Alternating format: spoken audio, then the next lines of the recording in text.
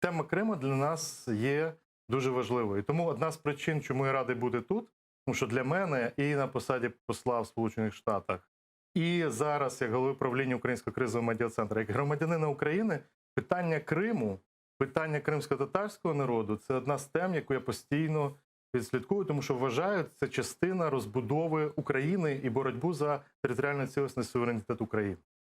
То есть я так понял, что в первую очередь вы, конечно, хоть по профессии и дипломат, но все-таки вы идейный человек в первую очередь. Ну, я думаю, що в таких перехідних періодах, в такі історичні часи, без візії, без цінностей, без ідеї неможливо жити. І я не можу просто відпрацьовувати бюрократично. Я вам більше скажу, якщо ти не підпитуєшся волею народу і довго перебуваєш на державній службі, ти втрачаєш цей зв'язок.